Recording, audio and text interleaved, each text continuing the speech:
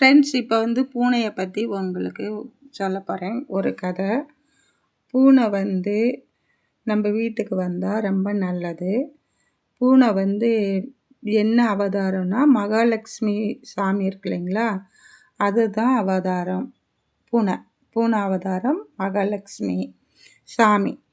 அதுக்கப்புறம் உங்களுக்கு முருகருக்கு மயில் வாகனம் மாதிரி மகாலட்சுமி சாமிக்கு பூனை வாகனம். பூனை நம்ம வீட்டுக்கு வந்தால் ரொம்ப நல்லது. பூனை வந்து நம்ம வீட்டில் குட்டி போட்டுச்சுன்னு வச்சுக்கோங்களேன், அதுவும் ரொம்ப நல்லது. பூனைக்குட்டி வந்து நம்ம வீட்டுக்கு வந்தாலும் நல்லது தான்.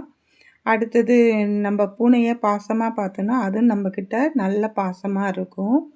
பூனை வந்து உங்களுக்கு நம்மக்கிட்ட நல்ல பாசமாக இருக்குது, நம்ம வீட்டுக்கு வருது, நம்ம வீட்டில் வந்து குட்டி போடுதுன்னா அதுக்கு வந்து நம்ம வீடை வந்து அதுக்கு வந்து நல்ல ஒரு சேஃபான இடம்னு அது நினச்சிருந்தா தான் அது மாதிரியெல்லாம் நம்ம வீட்டுக்கு வரவும் குட்டி போடவும் எல்லாம் செய்யும். இவங்க நம்மக்கிட்ட பாசமாக இருப்பாங்க, நம்மளை இவங்க அடிக்க மாட்டாங்கன்னு அதுங்களுக்கு தோணும். அப்போ தான் அது நம்ம வீட்டுக்கே வரும். ஆனால் பூனை வந்து எப்படின்னா உங்களுக்கு நல்ல ஒரு எப்படின்னா நம்ம யாராவது நம்மளை திட்டினாங்கன்னா நமக்கு எப்படி சொன்ன வருமோ, நம்மளுக்கு எப்படி ஒரு கோவம் வருமோ அதே மாதிரி பூனைக்கும் அப்படி கோவம்லாம் வரும் ஃப்ரெண்ட்ஸ். எப்படின்னா ஒரு நாள் எங்கள் வீட்டுக்கு பூனைக்குட்டி வந்துச்சு. வந்தப்போ அது வந்து குட்டி போட்டுச்சு. அப்போது நான் வந்து வீடு கழுவி விடணும்னு சொல்லிவிட்டு அந்த பூனைக்குட்டியை எடுத்து வெளியே வச்சேன்.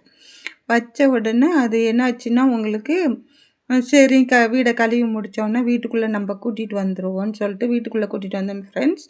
அதை எடுத்து அந்த குட்டியை எடுத்து நான் வெளியே விட்டேன்ல பார்த்தீங்களா, அது கோவம் வந்துட்டு நம்ம குட்டியை எடுத்து வெளியே விட்டுட்டாளே அப்படின்னு சொல்லிட்டு திரும்ப என்ன செஞ்சிச்சுன்னா